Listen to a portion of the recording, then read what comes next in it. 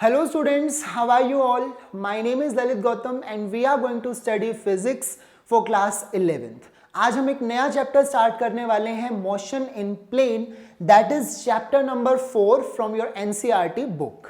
Alright, इससे पहले motion in straight line जो कि थर्ड चैप्टर है वो हम कंप्लीट कर चुके हैं और हमारे चैनल पर अपलोड हो चुका है उसकी सारी वीडियोस. ऑलराइट, आज हम फोर्थ चैप्टर स्टार्ट करने वाले हैं मोशन इन प्लेन. लेकिन मोशन इन प्लेन को पढ़ने से पहले हमें वेक्टर्स का नॉलेज होना ज़रूरी है. वेक्टर्स के ऊपर कंप्लीट डिटेल में हम जो वीडियो लेक्चर्स हैं वो ऑलरेडी अपलोड कर चुके हैं हमारे चैनल पर. बट यहाँ पर हम क्या करेंगे, जस्ट एक क्विक रिवीजन करेंगे अबाउट वेक्टर्स. वेक्टर्स क्या होते हैं, उन्हें हम कैसे रिप्रेजेंट करते हैं, बहुत सारे टाइप्स या फिर हम ये वर्ड यूज़ करते हैं वेक्टर के साथ, जैसे collinear vector, parallel, anti parallel, equal, unit vector. तो ये सब क्या होते हैं, वेक्टर्स को ऐड कैसे करना है, सब्ट्रैक्ट कैसे करना है, और वेक्टर्स की मल्टीप्लिकेशन जो कि सबसे ज़्यादा इंपॉर्टेंट है. ओके, तो ये सब पार्ट हमें रिवाइज करना है क्योंकि हम डिटेल में इसको ऑलरेडी कवर कर चुके हैं. तो रिवीजन में हमारी स्पीड थोड़ी सी फास्ट रहेगी, हम जल्दी से टॉपिक्स को कवर करेंगे और स्टार्ट करते हैं with revision of vectors today. Okay, तो आज के लेक्चर में हम एडिशन और सब्ट्रैक्शन तक समझेंगे. नेक्स्ट लेक्चर में हम मल्टीप्लिकेशन को कवर करेंगे और उसके बाद हम मोशन इन प्लेन को स्टार्ट कर देंगे. Okay, so this is your fourth chapter और हम स्टार्ट करते हैं वेक्टर्स के साथ में. तो वेक्टर्स जैसे कि आप जानते हैं दो टाइप की क्वांटिटीज होती हैं, स्केलर और vector quantities. Right, scalar quantities के पास सिर्फ मैग्नीट्यूड होता है, लेकिन वेक्टर क्वांटिटीज के पास मैग्नीट्यूड के साथ साथ डायरेक्शन भी होती है. फॉर एग्जाम्पल, अगर मैं वॉक कर रहा हूं, मेरी कुछ डिस्प्लेसमेंट है, लेट्स से 5 मीटर्स, तो मुझे 5 मीटर्स के साथ साथ ये भी बताना होगा कि वो डायरेक्शन क्या है, 5 meters in north, 5 meters in south, east या फिर वेस्ट, क्या डायरेक्शन है, वो इंपॉर्टेंट यहां पर होता है. ठीक है, अब वेक्टर्स को हम दो कैटेगरीज में क्लासिफाई करते हैं. एक होते हैं पोलर वेक्टर्स, दूसरे होते हैं एक्सियल वेक्टर्स. ज्यादातर वेक्टर्स जो अभी तक आपने पढ़े हैं पहले चैप्टर में और अभी जो हम पढ़ने वाले हैं वो पोलर वेक्टर्स ही हैं. ओके, पोलर वेक्टर्स, और दूसरे होते हैं एक्सियल वेक्टर्स. एक्सियल वेक्टर्स के बारे में हम इस चैप्टर में भी पढ़ेंगे. जो लास्ट में टॉपिक होगा सर्कुलर मोशन. ठीक है, यानी कि एक्सियल वेक्टर्स के बारे में हम रोटेशन जहां पर भी होगा, रोटेशनल मोशन, कोई भी बॉडी सर्कुलर मोशन में है या फिर रोटेट कर रही है, तो वहां पर एक्सियल वेक्टर्स को हम यूज करने वाले हैं. ओके, पोलर वेक्टर्स और एक्सियल वेक्टर्स के बीच में डिफरेंस क्या होता है, जो मेन डिफरेंस है दोनों वेक्टर्स के बीच में वो ये है कि पोलर वेक्टर्स का एक स्टार्टिंग पॉइंट होता है, ठीक है, और एक एंडिंग पॉइंट भी होता है. ठीक है, एक स्टार्टिंग पॉइंट होगा, एक एंडिंग पॉइंट होगा, तब वो बनेगा वेक्टर. जैसे कि अब ये पार्टिकल को हम कंसिडर करते हैं, कोई पार्टिकल था पॉइंट ए पर, इनिशियली टाइम, किसी भी टाइम पर वो पॉइंट ए पर था. ठीक है, तो उसका पोजीशन वेक्टर हम बना देंगे और कुछ देर बाद वो पॉइंट बी पर है. ठीक है, तो मुझे पता है वो पार्टिकल ए से बी पर वो मूव कर गया. ठीक है, तो उसका ये इनिशियल पॉइंट है या फिर मैं कह सकता हूं स्टार्टिंग पॉइंट है, और ये उसका फाइनल पॉइंट है. ठीक है, इस डायरेक्शन में, इनिशियल से लेकर फाइनल, इस डायरेक्शन में वो वेक्टर है, तो ये वेक्टर होता है पोलर वेक्टर. अब जितने भी vectors, displacement, velocity, acceleration, okay, acceleration से हम क्या कैलकुलेट करते हैं, फोर्स, तो फोर्स भी एक पोलर वेक्टर का एग्जांपल है. वेलोसिटी से आप क्या कैलकुलेट करते हैं, मोमेंटम, तो वो भी एक पोलर वेक्टर का ही एग्जांपल है, लेकिन हम लीनियर मोमेंटम की बात कर रहे हैं. ठीक है, लीनियर मोमेंटम जो मास इनटू वेलोसिटी होता है. ओके, तो ये सभी पोलर वेक्टर्स के एग्जांपल हैं. सिमिलरली एक्सियल वेक्टर्स, जैसे हमने कहा कि इनका, अगर हमने कहा स्टार्टिंग और एंडिंग पॉइंट होता है, तो यहां स्टार्टिंग और एंडिंग पॉइंट के बारे में कोई इंफॉर्मेशन नहीं होती है. ठीक है, फॉर एग्जांपल अब इस आदमी ने देखो क्या किया, इस मास को उठाया. ठीक है, यहां से वो यहां ले गया, इनिशियल पोजीशन क्या थी, लेट्स से इनिशियल पोजीशन है इस पॉइंट से, वो इस पॉइंट पर मूव कर रहा है. तो अगर मैं बोलता हूं डिस्प्लेसमेंट कितनी हुई है इस मास की, तो ये वेक्टर मुझे नजर आ रहा है, ये वेक्टर उसकी डिस्प्लेसमेंट बता रहा है, और डिस्प्लेसमेंट हम ऑलरेडी जानते हैं एक पोलर वेक्टर है. लेकिन अगर आप देखेंगे कि उसका एंगल कितना चेंज हुआ है, देखो जैसे ही रोटेशन आएगा आप हर एक वर्ड के साथ में एंगुलर लगाना स्टार्ट कर देंगे. एक तो होगा हमारा नॉर्मल डिस्प्लेसमेंट, जिसको हम लीनियर डिस्प्लेसमेंट कह सकते हैं. ठीक है, कि यहां से वो यहां गया तो उसकी वो लीनियर डिस्प्लेसमेंट हुई, लेकिन उसकी एंगुलर डिस्प्लेसमेंट कितनी हुई, उसका एंगल कितना चेंज हुआ, हम ये वर्ड एंगुलर लगाना स्टार्ट कर देते हैं. Angular displacement, angular velocity. Okay, force की जगह पर हम वर्ड यूज करते हैं टॉर्क, और मोमेंटम जैसे यहां पर लीनियर होता था, वहां पर एंगुलर मोमेंटम हम पढ़ेंगे, ठीक है। सो ये जो एंगुलर डिस्प्लेसमेंट होगी ना, वो एक्सिस ऑफ रोटेशन के अलोंग एक्ट करती है। अगर कोई मास रोटेशन मोशन में है, ठीक है, इस तरह से वो रोटेट कर रहा है, ठीक है, और ये उसका सेंटर पॉइंट है, तो वो मास मान लो यहां से यहां गया, तो उसकी कुछ एंगुलर डिस्प्लेसमेंट हुई, इतना एंगल, ठीक है। डिस्प्लेसमेंट एंगल के टर्म्स में देखनी है बस, वैसे हम लीनियर डिस्प्लेसमेंट देखते थे। तो ये जो एंगुलर डिस्प्लेसमेंट है ना, इसके लिए हम अपने राइट हैंड को यूज करते हैं, और अपने राइट हैंड को कर्ल करना है फिंगर्स को in the direction of motion, जिस डायरेक्शन में वो रोटेट कर रही है बॉडी। तो थंब जो है ना, वो आपको बताएगा डायरेक्शन उस वेक्टर की। तो अगर मैं एंगुलर डिस्प्लेसमेंट देखना चाहता हूं, तो मैं ऐसे ही अपने राइट हैंड को कर्ल करूंगा, थंब मुझे देगा डायरेक्शन ऑफ दैट वेक्टर, यानी कि एंगुलर डिस्प्लेसमेंट वेक्टर जो होगा वो इस डायरेक्शन में होगा। ये क्या है? Angular displacement, okay. और ये एंगुलर डिस्प्लेसमेंट कहाँ है? देखो, ये एक्सिस ऑफ रोटेशन होती है। जब वो बॉडी ऐसे रोटेट कर रही है, तो ये एक्सिस क्या है? उसकी एक्सिस ऑफ रोटेशन। तो एक्सियल वेक्टर्स जो है ना, वो एक्सिस ऑफ रोटेशन के अलोंग लाई करते हैं, और इनका कोई स्टार्टिंग और एंडिंग पॉइंट ऐसे नहीं होता जैसे पोलर वेक्टर्स का होता है, ओके। तो ये मेजर डिफरेंस है दो टाइप के वेक्टर्स में। अभी हम पढ़ रहे हैं पोलर वेक्टर्स के बारे में। जैसे हमारे मोशन में रोटेशन आ जाएगा, सर्कुलर मोशन आ जाएगा, वहां से एक्सियल वेक्टर्स की हमारी शुरुआत हो जाएगी, ओके। इनका कोई स्टार्टिंग और एंडिंग पॉइंट ऐसा नहीं होता है, ऑलराइट। तो ये हो गया हमारा वेक्टर्स। अब हम देखते हैं पोजीशन और डिस्प्लेसमेंट वेक्टर, ठीक है। ये दो सबसे इंपॉर्टेंट वेक्टर्स हैं, या फिर मैं कह सकता हूं कि बेसिक वेक्टर्स हैं, जहां से हमें वेक्टर्स की समझ आनी शुरू होती है, ठीक है। हम यहीं से समझना स्टार्ट करते हैं।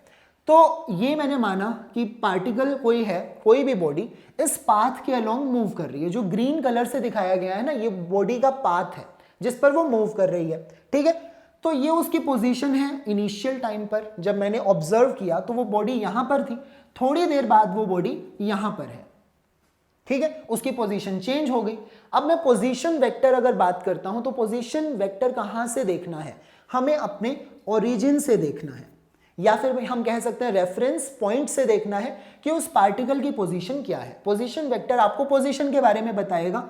तो ये वेक्टर मैंने बनाया, this is R vector, alright, ठीक है। मैं इसको आर वेक्टर ऊपर हमें बनाना पड़ेगा, क्योंकि हम वेक्टर क्वांटिटीज को स्केलर से अलग दिखाना चाहते हैं, तो हम ऊपर ही एक एरो बना देते हैं, ओके। ये सब बेसिक डिटेल में हमने किया है कि वेक्टर के लिए एरो, ठीक है, एरो का हेड उसकी डायरेक्शन बताता है। तो ये सब आपको पता भी होगा, यहां पर हम जस्ट रिवीजन कर रहे हैं, ओके। तो ओरिजिन से लेकर उस पॉइंट तक ये होगा उसका पोजीशन वेक्टर, या फिर मैं कह सकता हूं इनिशियल पोजीशन वेक्टर, ठीक है। थोड़ी देर बाद वो बॉडी कहां है? यहां पर है, तो यहां पर उसका फाइनल पोजीशन वेक्टर बन जाएगा ये। इसको मैं लिख सकता हूं आर डैश, ठीक है। ये आर वेक्टर है, ये आर डैश वेक्टर हो गया, ठीक है। तो ये दोनों उसके पोजीशन वेक्टर्स हैं, इनिशियल और फाइनल। लेकिन इनिशियल और फाइनल पोजीशन के बीच में जो ये वेक्टर होगा, ये क्या होगा? उसका डिस्प्लेसमेंट वेक्टर होगा, ठीक है। This is displacement vector, okay. ये डिस्प्लेसमेंट वेक्टर है। और ये दो, हम डिस्प्लेसमेंट वेक्टर को कैलकुलेट कैसे करेंगे? अब मैं इसको रिप्रेजेंट करूंगा डेल्टा आर वेक्टर से, ओके। ये डेल्टा आर वेक्टर होगा, है तो ये भी वेक्टर, लेकिन ये चेंज इन पोजीशन बताता है। डिस्प्लेसमेंट हमेशा हमें क्या बताता है? चेंज इन पोजीशन बताता है, okay. So delta R vector क्या होगा, क्या होना चाहिए? आप खुद बताइए, डिस्प्लेसमेंट क्या होनी चाहिए? फाइनल पोजीशन में से हम उसकी इनिशियल पोजीशन को क्या करें? सब्ट्रैक्ट कर दें। तो फाइनल पोजीशन वेक्टर है आर डैश, इसमें से मुझे सब्ट्रैक्ट कर देना चाहिए क्या? इनिशियल पोजीशन वेक्टर, यानी कि R vector, okay. So this is my initial position vector, ये है डिस्प्लेसमेंट वेक्टर। तो ये मिल गया मुझे फाइनल पोजीशन वेक्टर। तो यहां से कुछ हमें समझ में आ रहा है कि वेक्टर्स को ऐड कैसे करना है। देखो, ये इक्वेशन तो बिल्कुल सिंपल है। ये डिस्प्लेसमेंट वेक्टर है, तो वो final position vector minus initial position vector होना चाहिए। वैसे भी हमने डिस्प्लेसमेंट को ऐसे ही डिफाइन किया है कि चेंज इन पोजीशन, हम यही डिफाइन करते हैं। तो अगर मैं इस इक्वेशन को थोड़ा सा रीअरेंज करूं, माइनस आर वेक्टर को मैं लेफ्ट साइड में ले आता हूं, तो वो क्या बन जाएगा? देखो, डेल्टा आर वेक्टर तो यहां पर पहले से है, माइनस आर वेक्टर को आप लेकर आए तो वो क्या बन जाएगा? प्लस आर वेक्टर, ठीक है। और राइट साइड में बचेगा सिर्फ आर डैश वेक्टर। तो यहां से मुझे थोड़ा आइडिया लग सकता है, ये तो हो गया डिस्प्लेसमेंट के लिए। बट ये जो इक्वेशन मैंने लिखी है, ये मुझे बता रहा है कि वेक्टर्स किस तरह से ऐड होते हैं, ठीक है। तो ये देखिए आर वेक्टर यानी कि ये वाला vector plus delta R vector, उसके अंदर मैंने ये वेक्टर को ऐड कर दिया, तो मुझे रिजल्टेंट वेक्टर देखो ये मिल गया आर डैश, ठीक है। और मुझे ये दिखाई दे रहा है कि ट्राइंगल की 3 साइड्स बन रहे हैं, है ना। ट्राइंगल की ये क्या है, तीनों साइड बन रहे हैं। ये एक साइड है इस डायरेक्शन में, सेम डायरेक्शन में देखो जिस डायरेक्शन में ये है वैसे ही उसी डायरेक्शन में कुछ ये भी है, अगर ऑर्डर देखा जाए तो, ठीक है। दोनों का ऑर्डर सेम ही डायरेक्शन के अलोंग है। तो ये दोनों वेक्टर्स क्या हुए, ऐड हुए, और ये हमें रिजल्ट क्या दे रहा है, third side of the triangle, है ना। Third side of the triangle मिल गया जो कि ऑपोजिट ऑर्डर में है। अगर ये दोनों का ऑर्डर इस डायरेक्शन में जा रहा है यानी कि क्लॉकवाइज, तो ये जा रहा है एंटी क्लॉकवाइज जो हमारा थर्ड वेक्टर है। तो ये कुछ triangle law of vector addition की तरफ हम मूव कर रहे हैं, ठीक है। आपको क्लियर है पोजीशन वेक्टर और डिस्प्लेसमेंट वेक्टर में क्या डिफरेंस है। डिस्प्लेसमेंट वेक्टर हमारी इनिशियल और फाइनल पोजीशन के बीच में हम निकालेंगे, और पोजीशन वेक्टर हमेशा हमें अपने ओरिजिन या फिर रेफरेंस पॉइंट से देखना होगा, ठीक है। और यहां से हमें थोड़ा सा आइडिया लग गया है कि वेक्टर्स किस तरह से ऐड या सब्ट्रैक्ट होंगे, ठीक है। अभी हम देखते हैं। So this was position and displacement vector. अब हम देखते हैं cases where vector does not change. अब ऐसे कौन से सिचुएशन होगी जहां पर वेक्टर्स चेंज नहीं होंगे। हमने देखा था कि अगर एक वेक्टर है, ठीक है, let's say this is vector ए, अगर मैं इस वेक्टर को, देखिए ये वेक्टर है, इस वेक्टर को अगर मैं स्लाइड करता हूं इसके पैरेलल, ठीक है, स्लाइड कर रहा हूं इसके पैरेलल, इधर भी जा सकता हूं इधर भी जा सकता हूं, तो ये वेक्टर कभी चेंज नहीं होता, ठीक है। हम वो केसेस पढ़ रहे हैं जहां पर वेक्टर कभी चेंज नहीं होगा।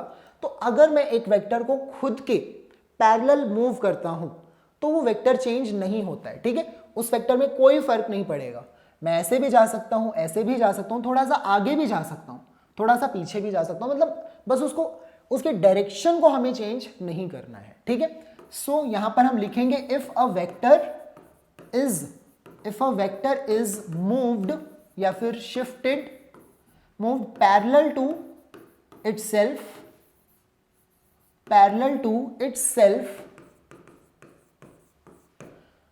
Vector does not change. तो हमारा वेक्टर कभी भी चेंज नहीं होगा।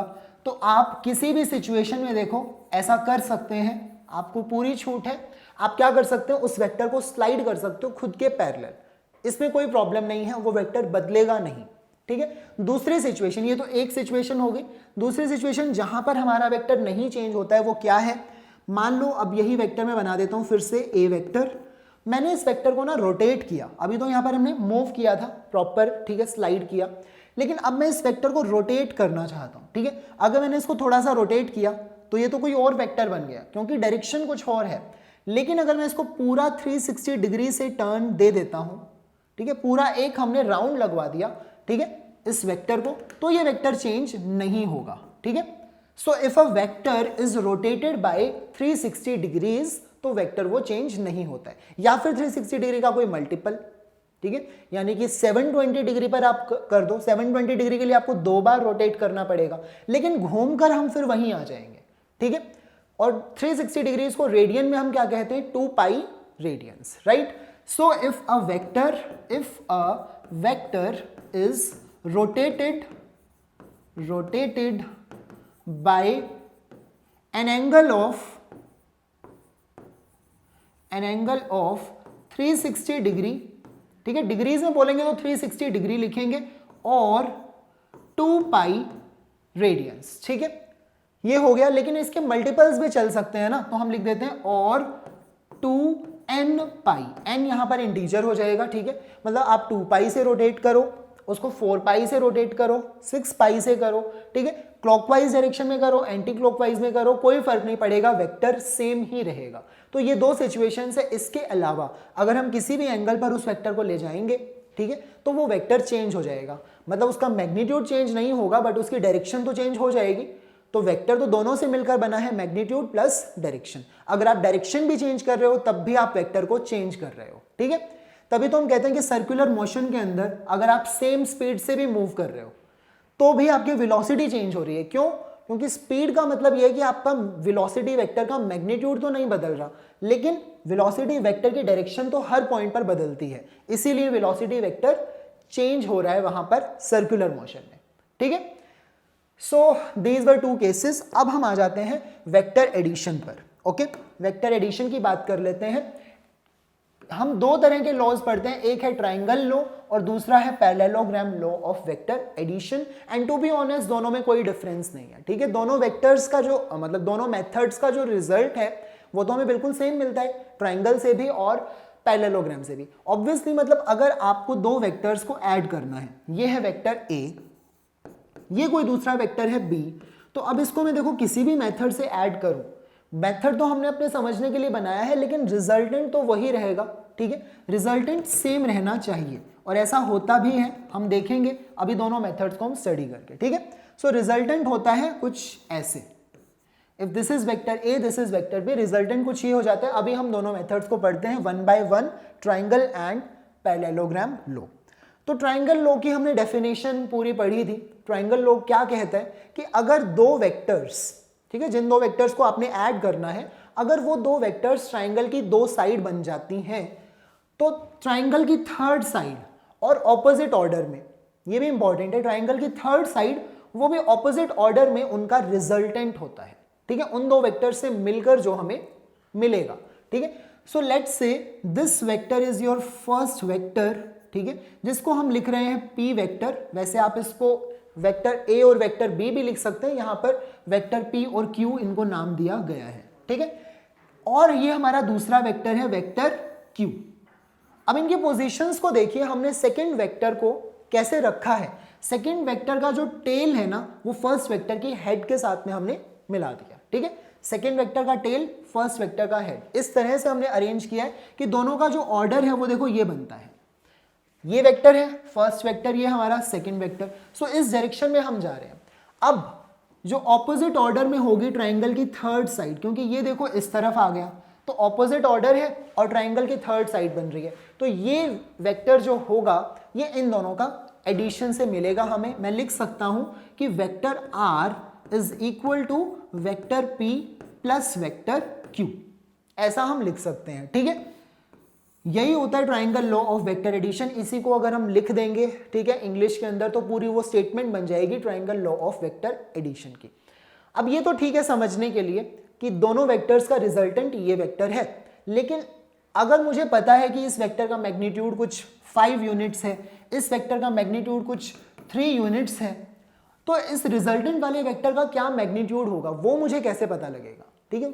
इंपॉर्टेंट तो ये है कि मुझे ये पता हो, अगर मुझे रिजल्टेंट वेक्टर जानना है तो मुझे उसका मैग्नीट्यूड भी पता हो और क्या पता हो, उसकी डायरेक्शन भी पता होनी चाहिए। तो रिजल्टेंट वेक्टर की हमें दो चीजें चाहिए, एक तो हमें चाहिए मैग्नीट्यूड और दूसरा हमें क्या चाहिए, डायरेक्शन। ऑलराइट, तो हमें मैग्नीट्यूड और डायरेक्शन दोनों रिजल्टेंट वेक्टर के बारे में जाननी है। अब जब हम इसे सॉल्व करते हैं, चलो इसको अब सॉल्व करना स्टार्ट करते हैं। यहां से मैं कुछ पार्ट इरेज कर देता हूं, ये जो हमने जस्ट नंबर लिखे हैं, ठीक है, और ये ऑर्डर के लिए। ऑलराइट, चलिए तो अब हम देखते हैं, अगर ये वेक्टर P है तो डायरेक्शन तो आपको देखने से पता लग रही है, ठीक है। इसका मैग्नीट्यूड क्या है, मैग्नीट्यूड हम इसका लिखेंगे, मैग्नीट्यूड को वैसे हम ऐसे भी रिप्रेजेंट करते हैं, वेक्टर बना दिया, साइड में हम मॉड्यूलस ऐसे बना देंगे, दिस मीन्स कि ये वेक्टर का मैग्नीट्यूड है। और सिमिलरली ये Q वेक्टर है तो इसका मैग्नीट्यूड अगर मुझे दिखाना है तो Q वेक्टर का मैग्नीट्यूड ऐसे हो जाएगा। अच्छा, अब P वेक्टर और Q वेक्टर के बीच में एंगल कितना है, अगर मैं एंगल पूछता हूं तो क्या ये एंगल P और Q वेक्टर के बीच में है, नहीं, ये वेक्टर, ये एंगल जो है ये तो P वेक्टर और रिजल्टेंट वेक्टर के बीच में है, ये एंगल क्या है, फाई। अगर मुझे P वेक्टर और Q वेक्टर के बीच में एंगल जानना है तो मुझे क्या करना होगा, देखो P वेक्टर को मैंने स्लाइड करते हुए ले जाऊंगा यहां, ठीक है। इसको देखना, आपने देखो P वेक्टर इस डायरेक्शन में है और Q वेक्टर इस डायरेक्शन में है, सही बात है। तो वो जो दोनों डायरेक्शंस के बीच में एंगल है, यानी कि ये वाला एंगल, ये बनेगा angle between P vector and Q vector, जिसको हम कहेंगे थीटा, ठीक है। तो ये है वो दो वेक्टर्स जिनको हमें ऐड करना है, उनके बीच में एंगल कितना है, थीटा, ठीक है। और ये उनके मैग्नीट्यूड से, मैग्नीट्यूड को हम सिर्फ P और सिर्फ Q से भी रिप्रेजेंट कर सकते हैं, ये एक मेथड है लिखने का, लेकिन ये काफ़ी आप समझ ही सकते हैं कॉम्प्लिकेटेड सा है, हमें ऐसे इतना सब कुछ बनाना पड़ेगा। तो सिर्फ अगर मैं P लिख देता हूं दैट मीन्स वो P वेक्टर का मैग्नीट्यूड है। अब आप बोलेंगे ये भी P लिखा हुआ था, लेकिन ये P बोल्ड में लिखा हुआ है। बुक्स के अंदर हमेशा ऊपर वेक्टर नहीं बनाया जाता है, तो वो अगर बोल्ड लेटर लिख रहे हैं दैट मीन्स कि वो वेक्टर है, ठीक है। और अगर वो सिंपल लेटर लिख रहे हैं ऐसे, दैट मीन्स वो वेक्टर का मैग्नीट्यूड है, ठीक है। तो यहाँ पर ये सिंपल है, यानी कि ये वेक्टर का मैग्नीट्यूड P, यानी कि मैग्नीट्यूड मतलब वो इस वेक्टर की लेंथ बता रहा है। वेक्टर Q का मैग्नीट्यूड है Q, वो इस वेक्टर की लेंथ बता रहा है, ठीक है। हमें क्या चाहिए, हमें रिजल्टेंट इसकी लेंथ जाननी है। एक तरह से मैग्नीट्यूड का मतलब हमें रिजल्टेंट वेक्टर की लेंथ जाननी है। अब मुझे पता है कि ये एंगल अगर थीटा है और ये लेंथ अगर Q है, ठीक है, ये लेंथ Q है, तो मैं इस ट्राइंगल में ये वाली लेंथ निकाल सकता हूं, BC और AC। ये दोनों लेंथ हम निकाल सकते हैं। कैसे? By using trigonometry. ट्रिग्नोमेट्री को हम यूज करेंगे। हमें हाइपोटेन्यूज पता है, हमें ये एंगल भी पता है। हमें पता है कि परपेंडिकुलर अपॉन हाइपोटेन्यूज क्या होता है, sine theta, right. So perpendicular यहां पर क्या है, BC है ना, ये वाली साइड, और हाइपोटेन्यूज यहां पर क्या है, ये वाली साइड, यानी कि Q, ठीक है। उसको डायरेक्टली हम Q लिख देते हैं, और हमें पता है कि ये क्या होता है, साइन थीटा के इक्वल होता है। सो आई कैन राइट कि BC is equal to Q multiplied by sine theta. Okay, तो मुझे ये परपेंडिकुलर तो पता लग गई है, Q साइन थीटा के इक्वल होगी। अब मुझे जानना है ये बेस। तो अब देखिए, जब आप लिखेंगे AC upon Q, base upon hypotenuse, वो किसके इक्वल होगा, कॉस थीटा आ जाएगा वहां पर, ठीक है। सो आपका जो AC है ना, AC, ये किसके इक्वल हो जाएगा, Q multiplied by cos theta, ठीक है। तो इतना पार्ट आपको करना पड़ेगा। अब मुझे पता है ये परपेंडिकुलर क्या है और ये टोटल बेस कितना है। टोटल बेस मतलब देखो, इतनी लेंथ तो P है और इसके आगे की लेंथ है Q कॉस थीटा, ठीक है, ये हमें पता लग गया। So this complete base now O से लेकर C, ठीक है, OC किसके इक्वल हो गया, देखो P यहां तक की लेंथ है और आगे है Q कॉस थीटा, तो मैं लिख सकता हूं P plus Q cos theta. और ये जो परपेंडिकुलर है BC, वो तो वैसे ही हमने देख लिया है, किसके इक्वल है, Q multiplied by sine theta. Alright, ये हमें पता लग गया।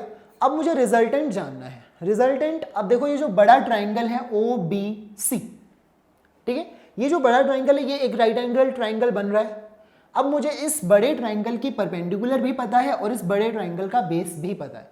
सो क्या मैं रिजल्टेंट यानी कि R निकाल सकता हूं, ये वाली लेंथ हम निकाल सकते हैं। अब बिल्कुल निकाल सकते हैं हम, क्योंकि हमें परपेंडिकुलर और बेस दोनों पता है, ठीक है। तो बाय यूजिंग पाइथागोरस थ्योरम, तो बस ऐसे ही करके हमें प्रूफ मिल जाएगा इसका।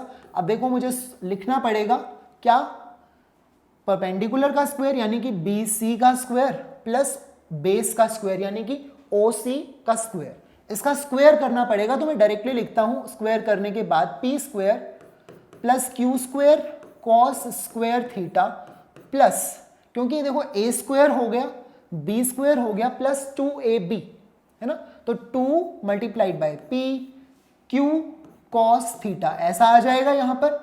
प्लस करेंगे आप इसका भी स्क्वायर, BC का भी स्क्वायर करना पड़ेगा, यानी कि Q square sine square theta. Alright, कोई प्रॉब्लम नहीं है। चलो अब देखिए हम क्या कर सकते हैं, ये है Q square cos square theta और ये है Q square sine square theta. दोनों में से अगर हम Q स्क्वायर कॉमन लेंगे तो क्या बचेगा, sign square theta plus cos square theta, जो कि 1 के इक्वल होता है, राइट। तो सिंपल है, इन दोनों को ऐड करने से सिर्फ Q स्क्वायर आपको मिल जाएगा, क्योंकि बाहर तो Q स्क्वायर था, ब्रैकेट में था sign square theta plus cos square theta, वो 1 हो गया। सो Q square multiplied by 1 is Q square. Okay, तो P स्क्वायर पहले से है, इन दोनों का सम हो गया Q स्क्वायर, बची सिर्फ ये टर्म, ये क्या है 2PQ कॉस थीटा। ओके, और ये किसके इक्वल है, R। ये हमारा पहला रिजल्ट आ गया है triangle law of vector addition के लिए। देखिए हमने बोला था कि हमें रिजल्टेंट वेक्टर का मैग्नीट्यूड जानना है। मैग्नीट्यूड मतलब ये लेंथ जाननी है, और ये लेंथ हम निकाल सकते थे बड़े ट्राइंगल के अंदर पाइथागोरस थ्योरम लगा के।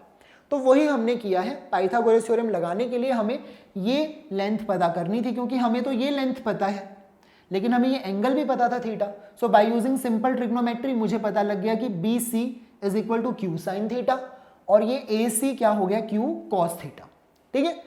सो हमें टोटल लेंथ पता लग गई ये, और टोटल लेंथ पता लग गई ये, और हमने आगे पाइथागोरस थ्योरम को यूज किया। हमें फाइनल हमारे रिजल्टेंट वेक्टर का क्या पता लग गया, मैग्नीट्यूड।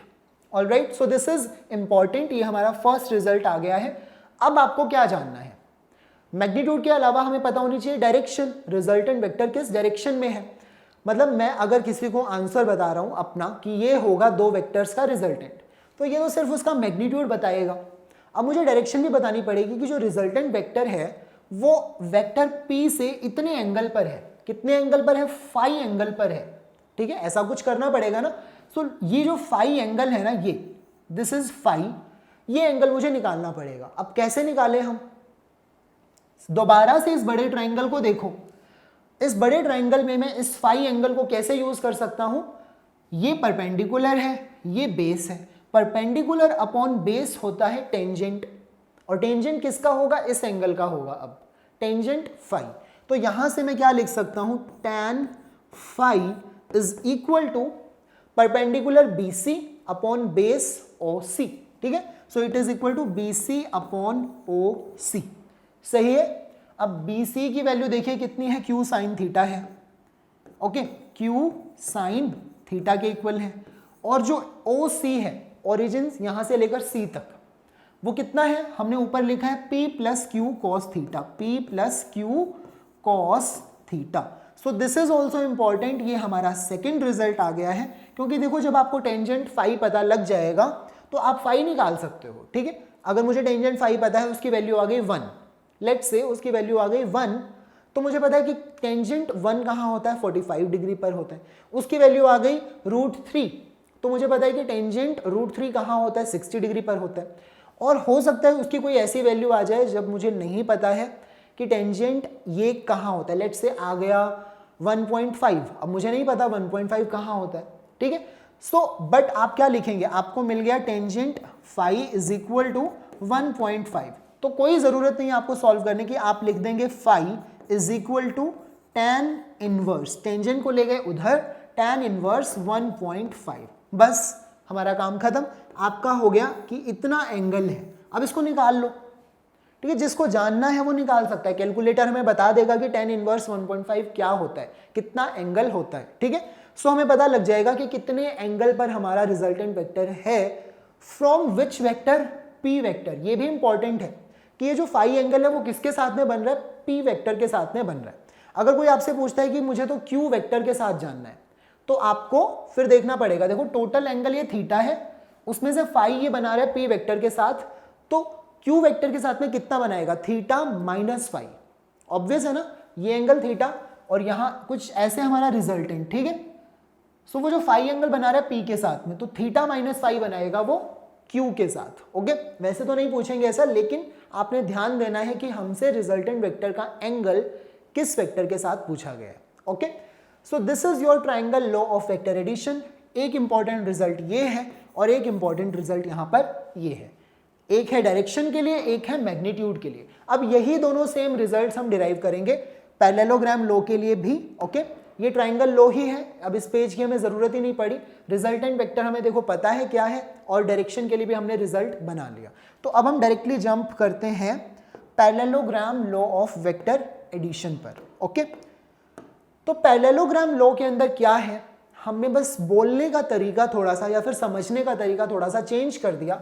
हमने कहा कि जो दो वेक्टर्स हम ऐड करना चाहते हैं ना, वो दो वेक्टर्स हम एज्यूम करेंगे।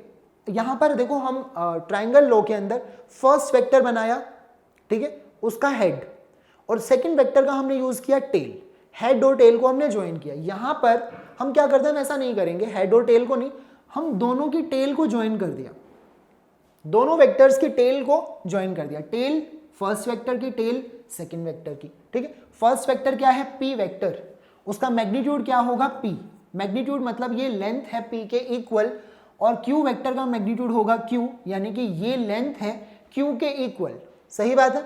अब क्या करेंगे, अब देखना सेम आपको समझ में आ जाएगा, ये P वेक्टर है, Q वेक्टर है। स्टेटमेंट ये कहती है पैरेललोग्राम लॉ की कि अगर ये दोनों वेक्टर्स पैरेललोग्राम की दो साइड बन जाते हैं, वो भी दो एडजेसेंट साइड्स, ठीक है, तो जो हमारा रिजल्टेंट होगा, दोनों का जो सम होगा ना, वो इस पैरेललोग्राम की डायगोनल हो जाएगा, ठीक है। सो ये जो डायगोनल है ना पैरेललोग्राम की, यही हमारा इन दोनों का रिजल्टेंट है।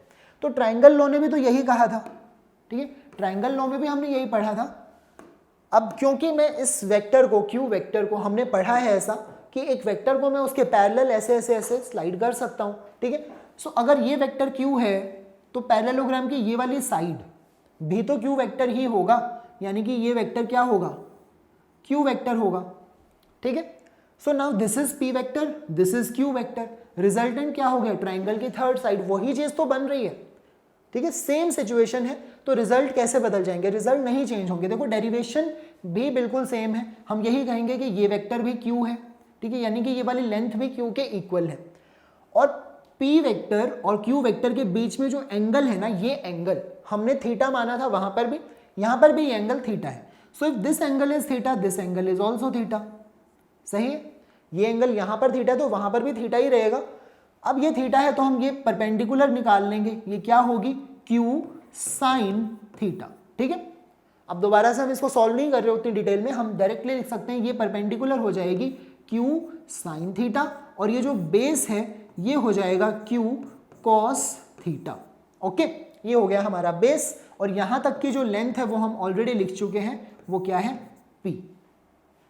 सो जो टोटल लेंथ है वो हो जाएगी P plus Q cos theta, यानी कि इस बेस की, और ये वाली लेंथ है क्यू साइन थीटा। तो सेम तरीके से आप क्या करेंगे, पाइथागोरस थ्योरम को लगाएंगे to find this resultant R, ठीक है। इस रिजल्टेंट का मैग्नीट्यूड जानने के लिए आपको दोबारा से पाइथागोरस थ्योरम लगानी है। तो रिजल्ट कैसे चेंज हो जाएगा, रिजल्ट सेम ही रहेगा, रिजल्ट होगा P square plus Q square plus 2pq, क्या आता है यहाँ पर, कॉस थीटा। दोनों एंगल, दोनों वेक्टर्स के बीच में जो एंगल है थीटा, उसका कॉस यहां पर आपको यूज करना है, ठीक है। तो जैसे A square plus B, A plus B का होल स्क्वायर क्या होता है, A square plus B square plus 2ab, तो वैसा ही कुछ रिजल्ट आ रहा है, P square plus Q square plus 2pq, बस इसके साथ में कॉस थीटा लगा होगा, ठीक है। तो आसान है याद रखने के लिए, ये आपका होगा, कभी भी आपको दो वेक्टर्स ऐड करने हैं और आपको रिजल्टेंट वेक्टर का मैग्नीट्यूड जानना है, तब आप ये करेंगे। अब आपको रिजल्टेंट वेक्टर की डायरेक्शन भी जाननी है, ठीक है। तो यहां पर भी सेम सिचुएशन है, देखो कुछ भी नहीं बदला है, perpendicular upon this base gives me tangent, और टेंजेंट क्या, इस एंगल का, ठीक है, क्योंकि हम इस ट्राइंगल की बात करें, ओ बी सी, इस बड़े वाले ट्राइंगल की बात करें, तो perpendicular upon base will be tangent of this angle, यानी कि फाई। तो हम यहां पर भी क्या लिखेंगे, tan phi is equal to perpendicular यानी कि Q sine theta upon base, base क्या होगा, p plus Q cos theta, यानी कि p plus Q cos theta, okay. तो ये हो जाएगा आपका टेंजेंट फाई। आप देख सकते हैं बिल्कुल सेम रिजल्ट हमें मिला है ट्राइंगल लॉ और पैरेललोग्राम लॉ के अंदर, ठीक है। तो दोनों सिर्फ अलग अलग मेथड है ऐड करने के लिए, और वो अलग भी नहीं है, वैसे काफी सिमिलर है, बस यहाँ पर डिफाइन करते हुए हम क्या बोलेंगे, दोनों वेक्टर्स पैरेललोग्राम की एडजेसेंट साइड बन जाएंगी और रिजल्टेंट होगा diagonal, diagonal of that parallelogram. Triangle law के अंदर हम क्या बोलेंगे कि दो जो वेक्टर्स हैं वो एडजेसेंट साइड बनेंगी ट्राइंगल की सेम ऑर्डर में, तो third side of the triangle क्या बन जाएगी, रिजल्टेंट, वो भी ऑपोजिट ऑर्डर में, ओके।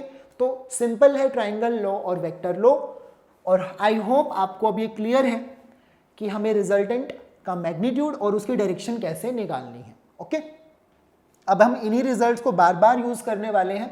पैरेललोग्राम लॉ हम कवर कर चुके हैं, कुछ स्पेशल केसेस अब हम डिस्कस कर लेते हैं वेक्टर एडिशन के लिए, ठीक है। रिजल्टेंट जो हमें आर मिला है, एक बार मैं उसको यहां लिख देता हूं ताकि हम समझ सके क्या मिला हमें, P square plus Q square plus 2pq cos theta, ठीक है। ये हमारा रिजल्टेंट वेक्टर का मैग्नीट्यूड है, और टेंजेंट फाई क्या होगा, क्या था, q sine theta upon p plus Q cos theta, okay.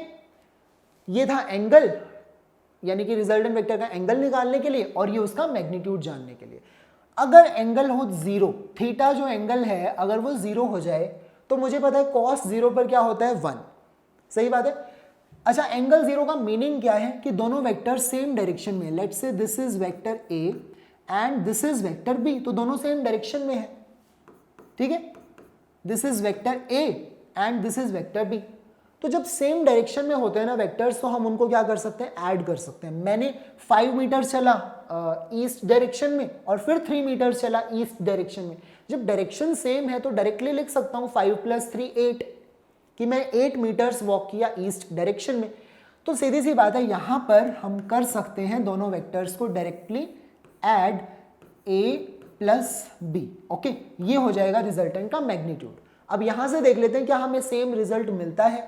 अब फर्स्ट वेक्टर है a, तो हम करेंगे a², सेकेंड वेक्टर है b, हम लिखेंगे b² + 2ab, cos 0 पर होता है 1। ठीक है, तो cos 0 पर 1 है तो उसको हटा देते, तो a² + b² + 2ab बच गया है, वो किसका होल स्क्वायर होता है, a + b का होल स्क्वायर। सो रिजल्टेंट यहाँ पर हम देख सकते हैं क्या होगा, a² + b² + 2ab। ओके, क्योंकि ये a + b का होल स्क्वायर है और स्क्वायर रूट के बाहर बन जाएगा सिर्फ a + b। ओके, तो ये हमारा रिजल्ट आ गया। हमें वैसे भी समझ में आ गया कि वेक्टर्स जब सेम डायरेक्शन में होते हैं उनको हम डायरेक्टली ऐड कर सकते हैं। ओके, और यहाँ से भी हमें समझ में आ जाता है फॉर्मूले के अंदर अगर हम वैल्यूज डालते हैं तो a + b हमें मिल गया। अच्छा, रिजल्टेंट वेक्टर किस डायरेक्शन में है, यानी कि अगर मुझे फाई फाइंड आउट करना है तो मुझे क्या करना पड़ेगा, टेंजेंट फाई। रिजल्टेंट वेक्टर में तो सेम ही डायरेक्शन में है, क्या वो कोई एंगल बना रहे हैं इन दोनों वेक्टर्स के साथ, नहीं। कितना एंगल बना रहा है, 0। अगर पूछ लिया जाएगा तो हम बोलेंगे 0 एंगल है। सो फाई की वैल्यू 0 आनी चाहिए। अब यहां पर क्या करेंगे, q साइन और थीटा की वैल्यू क्या है, देखो 0। तो जैसे ही आप यहां 0 डालेंगे, साइन 0 पर 0 होता है, उसकी वैल्यू 0 होती है। So that means tangent phi automatically 0 आ जाएगा जब आप इस फॉर्मूला को यूज करेंगे। और अगर टेंजेंट फाई 0 है that means this angle phi is also 0। Okay, तो दैट मीन्स रिजल्टेंट भी सेम डायरेक्शन में है जिस डायरेक्शन में वेक्टर a और b थे। अब देखते हैं जब थीटा होगा 180 डिग्री। 180 डिग्री का मतलब है एक वेक्टर अगर इस डायरेक्शन में है तो दूसरा वेक्टर उसके ऑपोजिट डायरेक्शन में है। ठीक है, सो दोनों वेक्टर्स एंटी पैरेलल हैं। इस सिचुएशन में वो पैरेलल है, इस सिचुएशन में वो एंटी पैरेलल हैं। अब आप साथ ही साथ में ये नाम भी याद कर लें क्योंकि हमने अलग से डेफिनेशन की नहीं है, इतने सारे वर्ड होते हैं, इक्वल, अनइक्वल। ठीक है, so these two vectors are parallel and these two vectors are anti-parallel vectors। okay, और दोनों को ही हम क्या कह सकते हैं, कोलिनियर वेक्टर्स कह सकते हैं। मतलब आप ये कह सकते हैं कोलिनियर वेक्टर्स दो टाइप के होते हैं। अब यहीं पर लिख देता हूं कोलिनियर वेक्टर। ठीक है, ये भी है और ये भी कोलिनियर वेक्टर है, लेकिन अगर स्पेसिफिकली मैं इसकी बात कर रहा हूं तो मैं इनको पैरेलल वेक्टर्स कह सकता हूं क्योंकि सेम डायरेक्शन में है, और इनको मैं एंटी पैरेलल वेक्टर्स कह सकता हूं। ठीक है, लेकिन दोनों ही कोलिनियर वेक्टर बन जाते हैं। अब ये किसके इक्विवेलेंट है, मुझे समझ में आ रहा है कि अगर मैं इतना मूव करता हूं ईस्ट डायरेक्शन में और फिर इतना मूव करता हूं उसके ऑपोजिट डायरेक्शन में तो दोनों सब्ट्रैक्ट हो जाएंगे। मैं गया 5 मीटर इस डायरेक्शन में, फिर 2 मीटर मैंने वापस वॉक कर लिया, सो 5 इधर 2 मीटर्स इधर, तो बचा क्या, सिर्फ 3 मीटर्स, यानी कि दोनों सब्ट्रैक्ट हो जाएंगे। तो बचेगा रिजल्टेंट वेक्टर सिर्फ कुछ कम ही रह जाएगा, a - b। तो चलिए अब इसी चीज को समझते हैं फॉर्मूले से। ठीक है, ये फॉर्मूला हमें क्या बताता है, रिजल्टेंट वेक्टर जो होगा, देखिए a² + b² + 2ab, ये तो मैं डालूंगा यहाँ पर। cos के अंदर मुझे रखना होगा 180, और cos 180 डिग्री किसके इक्वल होता है, -1 के इक्वल होता है, राइट। तो क्या बन जाएगा, स्क्वायर रूट के अंदर होगा a² + b², क्योंकि वो -1 होता है तो मैं इसको लिखूंगा -2ab। अब ये जो चीज मैंने लिखी है ये क्या है, a - b का होल स्क्वायर है और बाहर स्क्वायर रूट है, तो वो कैंसिल हो जाएंगे, क्या बचेगा, सिर्फ a - b। और यही हमने यहां पर प्रिडिक्ट किया था कि a - b ये होना चाहिए। वैसे भी a और b में से जिसका मैग्नीट्यूड बड़ा होगा, जैसे यहां पर a वेक्टर का मैग्नीट्यूड ज्यादा है, b का कम है, तो ऑब्वियसली जिसका मैग्नीट्यूड ज्यादा है उसी डायरेक्शन में हमारा रिजल्टेंट वेक्टर बच जाएगा। अगर b वेक्टर का मैग्नीट्यूड ज्यादा होता तो ये रिजल्टेंट ऑपोजिट डायरेक्शन में आ जाता।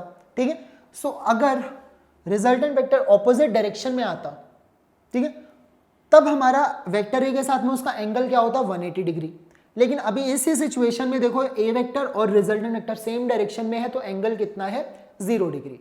यानी कि हमारा जो एंगल है टेंजेंट फाई, tan फाई को देखिए, अगर हम यहां पर यूज करते हैं q साइन, और साइन भी क्या 180 डिग्री का, तो साइन 180 डिग्री मतलब ऑब्वियसली साइन 180 पर 0 होता है तो टेंजेंट फाई 0 आ जाएगा। लेकिन अब यहां से हम tan फाई अगर 0 है तो हम क्या समझेंगे, हम देखेंगे कि या तो जो फाई है वो 0 डिग्री होगा, या फिर हमारा फाई 180 डिग्री भी हो सकता है। 0 डिग्री कब होगा? जैसे अभी जो है ये रिजल्टेंट है और ये वेक्टर ए है, दोनों के बीच में 0 डिग्री एंगल है। ऐसा तब होगा जब हमारा ए का मैग्नीट्यूड बी से ज्यादा है, ठीक है। और अगर इसका रिवर्स है, यानी कि बी का मैग्नीट्यूड ज्यादा है, तब यानी कि magnitude of A is less than B, तो उस सिचुएशन में रिजल्टेंट वेक्टर इसके ऑपोजिट डायरेक्शन में बच जाएगा, ठीक है। सो उस सिचुएशन में हमारा एंगल भी हम क्या बोलेंगे, 180 डिग्री है। ऑलराइट, और लास्ट स्पेशल केस अभी एक और भी है वैसे, व्हेन थीटा इज 90 डिग्री हम देख लेते हैं। जब थीटा 90 डिग्री होगा, यानी कि एक वेक्टर है इस डायरेक्शन में और दूसरा वेक्टर है इस डायरेक्शन में, दोनों के बीच में एंगल कितना दिखाई दे रहा है आपको, 90 डिग्री दिखाई दे रहा है। ये ट्राइंगल लॉ के हिसाब से मैंने बना दिया है डायग्राम। अगर आपको वैसे बनाना है तो एक वेक्टर है इस डायरेक्शन में, दूसरा वेक्टर है इस डायरेक्शन में, ठीक है। सो पैरेललोग्राम को कंप्लीट करो और पैरेललोग्राम की डायगोनल हमारा रिजल्टेंट हो जाएगा। तो बस इतना सा डिफरेंस है ट्राइंगल लॉ और पैरेललोग्राम लॉ के अंदर। ये है वेक्टर ए, ये है वेक्टर बी, दोनों के बीच में जब 90 डिग्री एंगल है तो यहाँ पर cos 90 क्या हो जाएगा, 0, है ना। तो ये वाली टर्म कंप्लीट गई क्योंकि 0 हो गया, बचेगा या सिर्फ a square plus B square, यानी कि हमारा r हो जाएगा square root of a square plus B square. सही बात है, ये होगा हमारा रिजल्टेंट। और वैसे भी हमें पता है कि जब 90 डिग्री एंगल होता है तो ये राइट एंगल्ड ट्राइंगल बन जाएगा।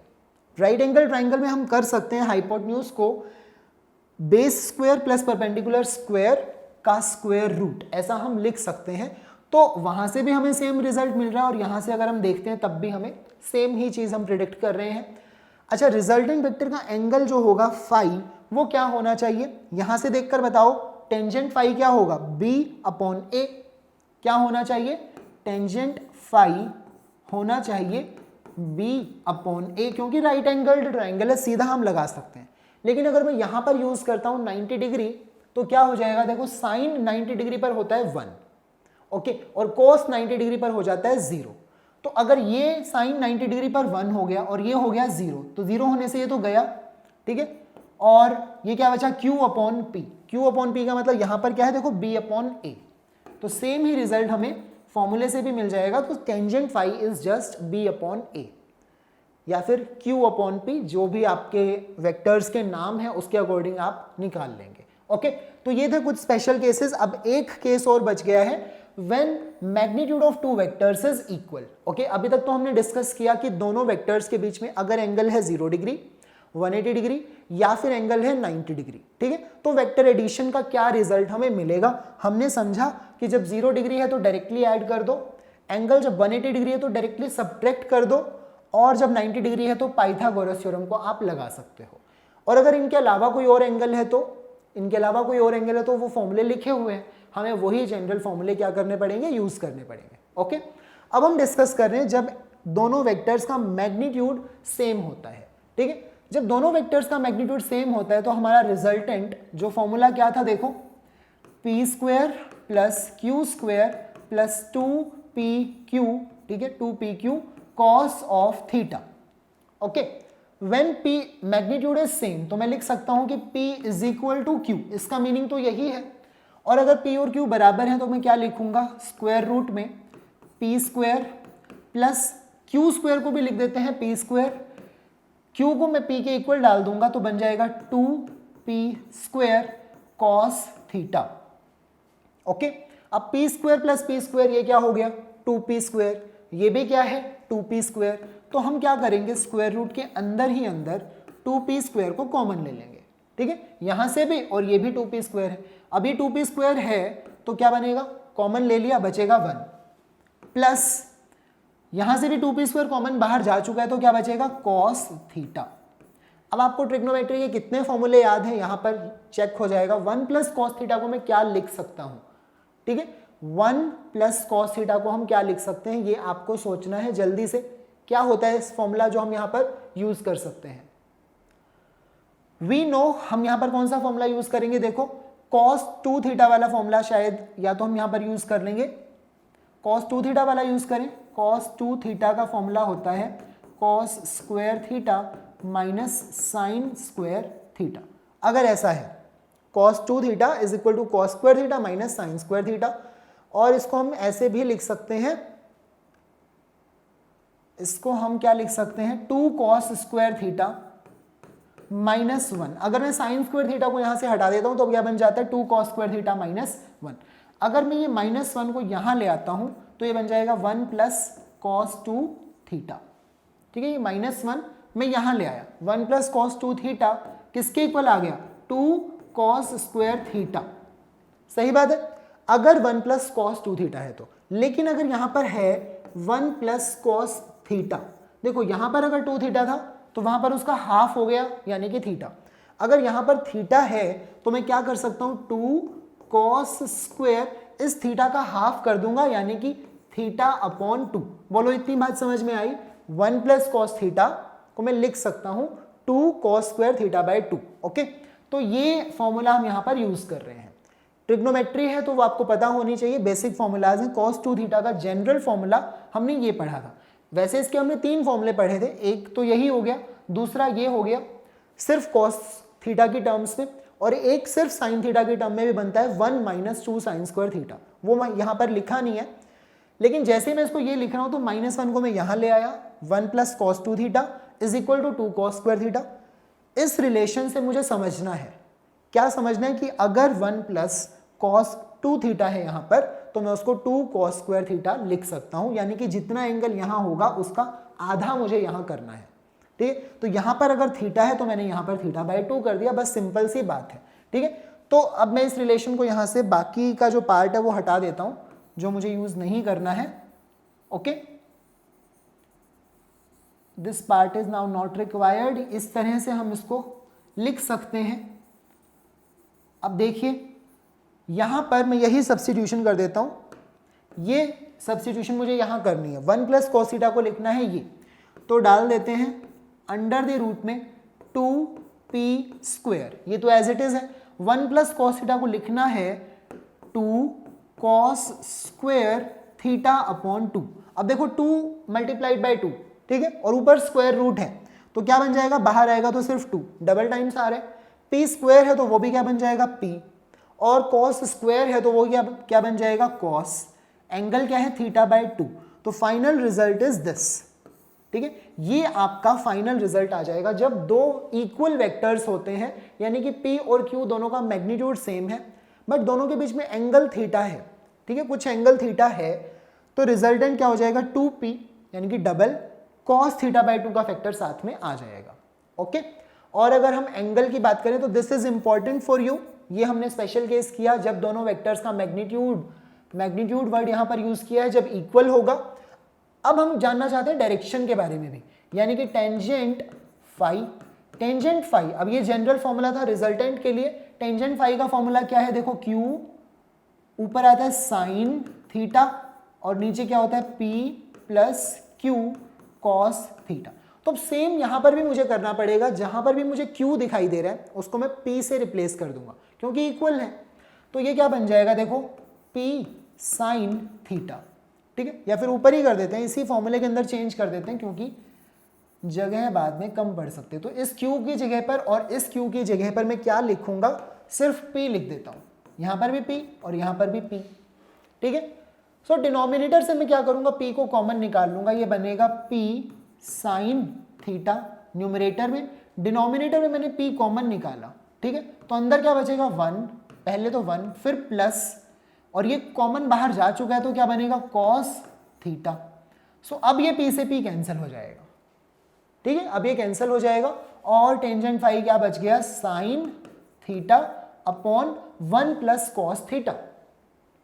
और हमने देखा 1 प्लस cos थीटा को मैं लिख सकता हूं 2 cos स्क्वायर थीटा बाय 2। क्या लिख सकता हूं, 2 cos स्क्वायर थीटा बाय 2। लेकिन अभी भी कुछ बात नहीं बन रही। अब साइन थीटा को जरा ध्यान से देखो। साइन थीटा को हम कुछ कर सकते हैं क्या, जैसे हमने cos 2 थीटा का फॉर्मूले से ये डिराइव किया था। ठीक है, ये बनाया ना फॉर्मूला, cos 2 थीटा के फॉर्मूले से स्टार्ट किया था। वैसे ही याद करो साइन 2 थीटा का भी हमने एक फॉर्मूला पढ़ा था। साइन 2 थीटा का क्या फॉर्मूला होता है, हम लिख सकते हैं 2 sine theta multiplied by cos theta, ऐसा हम लिख सकते हैं। लेकिन क्या करें अगर 2 थीटा यहां पर ना हो तो, अगर यहां 2 थीटा है तो हम यहां पर थीटा यूज करें यानी कि उसका हाफ। अगर यहाँ पर ऑलरेडी साइन थीटा है, ठीक है, तो मुझे क्या करना होगा, सेम फॉर्मूला मैं तब भी यूज कर सकता हूं, लेकिन इस एंगल का हाफ मुझे यहां पर यूज करना होगा, यानी कि sine theta by 2 multiplied by cos theta by 2। बताओ इतनी बात समझ में आई? हमने ये फॉर्मूला पढ़ा है, साइन 2 थीटा के लिए हम ऐसा लिख सकते हैं। तो लॉजिक तो यही है ना कि अगर जितना एंगल यहाँ है उसका हाफ हमें यहाँ पर यूज करना है, तो अगर यहाँ थीटा है तो हम यहाँ पर थीटा बाय 2 यूज कर सकते हैं। तो इस साइन थीटा को देखो, अब मैं ये फॉर्मूला यहाँ पर यूज करने वाला हूँ, 2 sine theta by 2 multiplied by cos theta by 2। Alright, नीचे क्या है, नीचे है 2 cos square theta by 2। Okay, अब ये पार्ट मुझे नहीं चाहिए, इसको हम हटा देते हैं यहां से। चलिए, इस पार्ट की जरूरत अब नहीं है। अब देखिए वो फैक्टर क्या बन जाएगा, वो जो रेशियो है वो क्या हो गई, कुछ तो कट रहा है यहां पर, cos theta by 2 cos theta by 2 दोनों जगह पर है, ये कैंसिल हो जाएगा इसके साथ। ओके, और 2 से 2 भी कैंसिल हो जाएगा, तो क्या बचा, sine theta by 2 upon cos theta by 2। Sine upon cos होता है टेंजेंट, ठीक है, और ये हो जाएगा थीटा बाय 2, ठीक है, और यहां पर क्या है, tangent phi. So tangent phi is equal to tangent theta by 2, that means phi is equal to theta upon 2, ऐसा हो गया। ओके, क्या मतलब हम इसको समझ सकते हैं कि अगर दो इक्वल वेक्टर्स जिनका मैग्नीट्यूड इक्वल है, दो वेक्टर्स जिनका मैग्नीट्यूड सेम है, तो उसका रिजल्टेंट पहली बात तो क्या हो जाएगा, 2 टाइम्स ऑफ मैग्नीट्यूड, किसी भी एक वेक्टर का यूज कर लो, मैग्नीट्यूड तो सेम है, तो 2 times of that magnitude multiplied by cos theta by 2।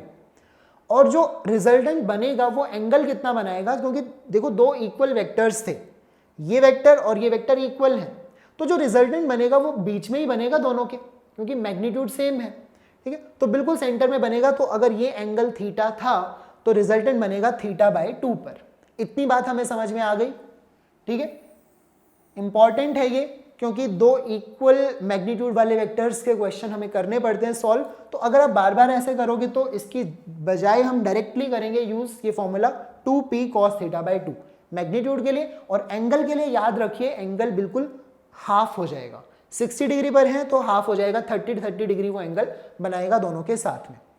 अब यहां पर एक चीज मुझे नजर आ रही है कि cos थीटा बाय 2 है, अगर ये थीटा, इफ दिस थीटा, अब यहां पर सॉल्व कर रहे हैं, if this theta is equal to 120 degree, ये अलग से क्यों पढ़ रहे हैं थीटा 120 डिग्री वाला, क्योंकि जब थीटा 120 होगा तो 120 बाय 2 ना, 120 को 2 से डिवाइड करो क्या मिलेगा, 60 डिग्री, और cos 60 डिग्री पर होता है हाफ, ठीक है, ये हो गया हाफ, ये है 2, कैंसिल हो जाएंगे, तो रिजल्टेंट आ जाएगा सिर्फ p के equal. Okay, so if theta is 120 degree, cos theta by 2 हो जाएगा हाफ के इक्वल, क्योंकि देखो थीटा को डालो 120 अपॉन 2 60 डिग्री, सो cos 60 की वैल्यू हाफ होती है, ठीक है, so resultant is equal to p, ऐसा आपको मिल जाएगा। तो ये सिचुएशन बड़ी इंपॉर्टेंट होती है जब दोनों वेक्टर्स के, अब ये एक वेक्टर है और ये दूसरा वेक्टर है, दोनों के मैग्नीट्यूड तो इक्वल है ही, और एंगल है 120 डिग्री, साथ ही साथ में एंगल भी 120 डिग्री है, तो हमारा जो रिजल्टेंट है ना, हमारा जो रिजल्टेंट है वो भी सेम मैग्नीट्यूड का बन जाता है, ठीक है।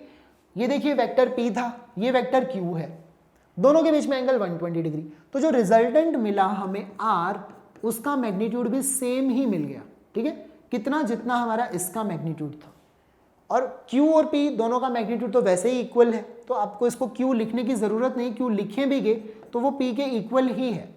ओके, तो रिजल्टेंट भी सेम ही मैग्नीट्यूड का मिल जाता है। अगर ये 2 यूनिट्स का है vector, let's say this is 2 units vector, ये दूसरा है, ये भी 2 यूनिट का वेक्टर, दोनों के बीच में एंगल क्या नजर आ रहा है, 120 डिग्री, तो जो रिजल्टेंट बनेगा वो भी 2 यूनिट का बन जाएगा, ठीक है, मैग्नीट्यूड उसका सेम होगा, लेकिन एंगल ऑब्वियसली आधा हो जाएगा। दोनों वेक्टर्स के बीच में अगर 60 डिग्री 120 डिग्री था, तो रिजल्टेंट कितना बनाएगा, 120 का हाफ, यानी कि 60 डिग्री का angle. Okay, so this was special cases. अब ये हो गए वेक्टर एडिशन के लिए कंप्लीट। उसके बाद में हमने पढ़ा था polygon law of vector addition. अगर पॉलीगन लॉ हमें यूज करना होता है जब बहुत सारे वेक्टर्स होते हैं, जैसे vector A B C D इस तरह से पड़े हुए हैं, तो हमने क्या किया, इनको थोड़ा सा रीअरेंज किया। हमने पढ़ा था कि हम वेक्टर को उसके खुद के पैरेलल स्लाइड कर सकते हैं, तो हमने इस वेक्टर को देखो स्लाइड करके यहां ले आए, ठीक है, इस वेक्टर बी को स्लाइड करके हम यहां लेकर आ गए, तो ये बन गया ये। सिमिलरली वेक्टर सी को स्लाइड करते हुए हम यहां ले गए, ठीक है, और वेक्टर डी को स्लाइड करते हुए हम यहां ले गए। तो vector A B C D को हमने पॉलीगन के कुछ साइड्स बना दिया। ये कोई रेगुलर पॉलीगन नहीं है, कैसा भी पॉलीगन हो सकता है। लेकिन अब रिजल्टेंट क्या होगा, रिजल्टेंट होगा इस पॉलीगन की क्लोजिंग साइड, ठीक है। ये पॉलीगन की अगर बाकी की सारी साइड्स बन गई हैं सेम ऑर्डर में, ऑर्डर देखिए, ऑर्डर यहां पर भी इंपॉर्टेंट है, जैसे ट्राइंगल लॉ के अंदर हमने देखा था।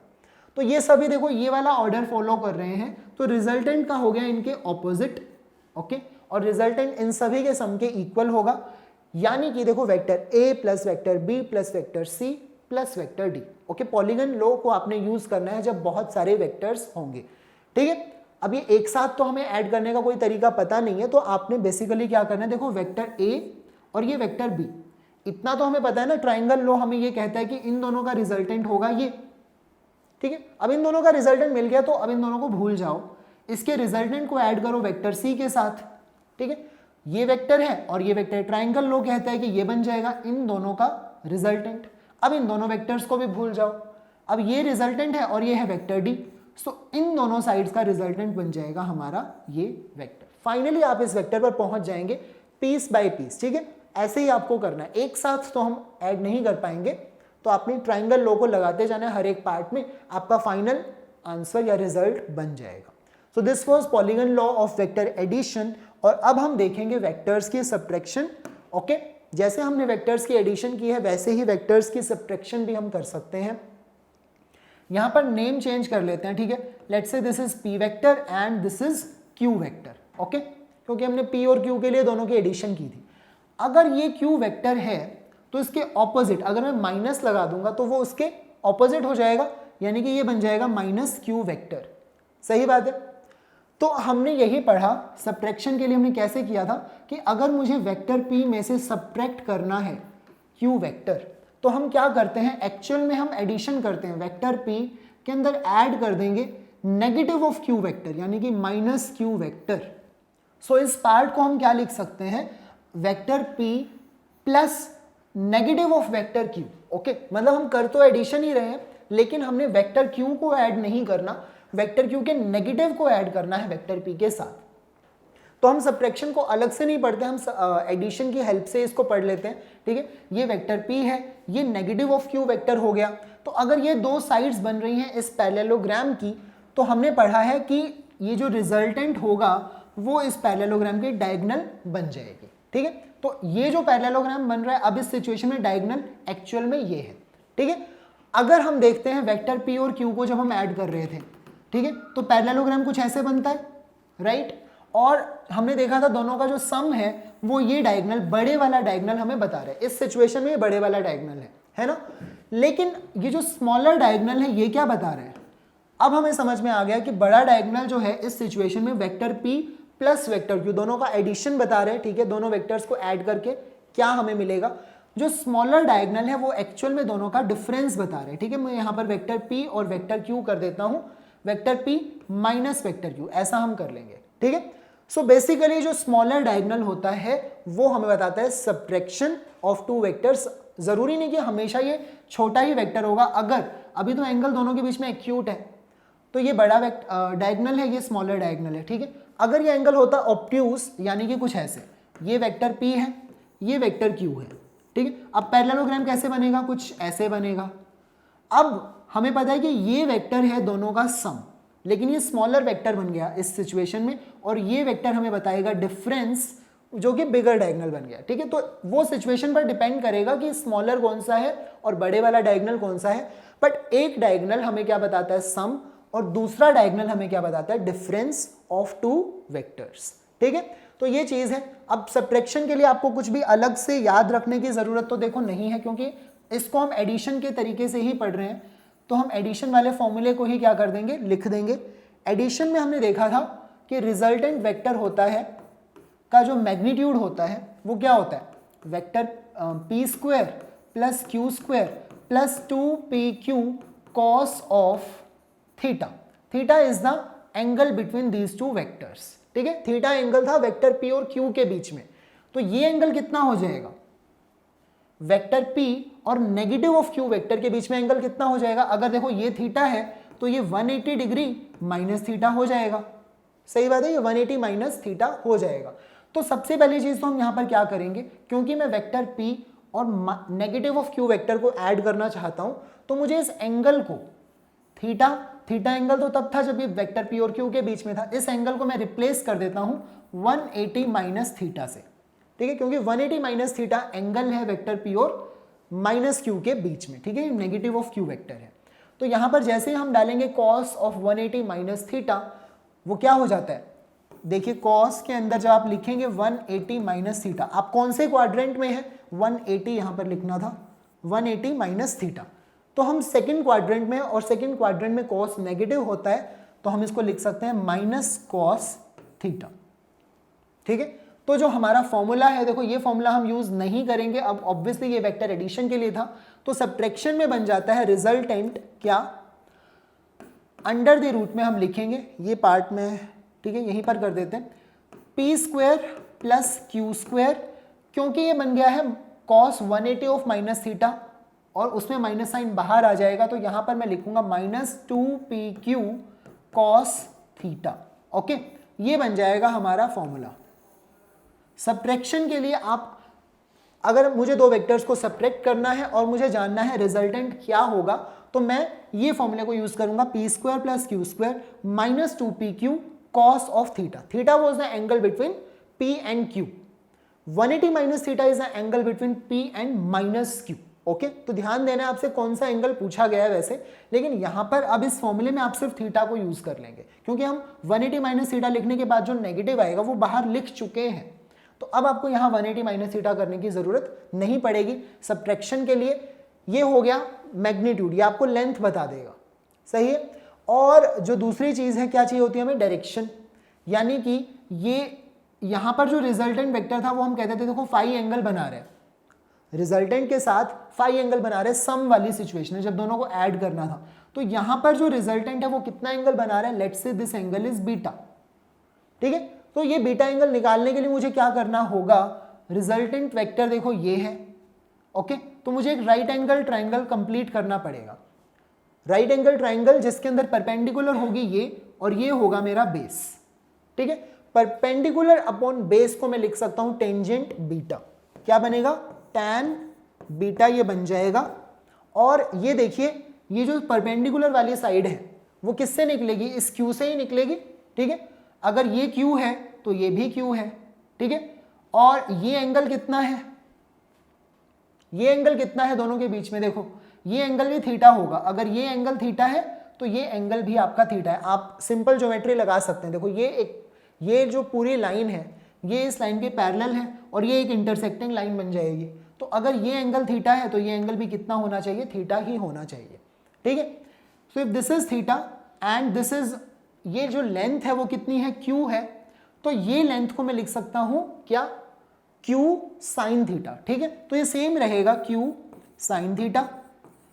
बेस आप देखिए, बेस जो भी आएगा आपका क्या आएगा, Q cos थीटा आएगा।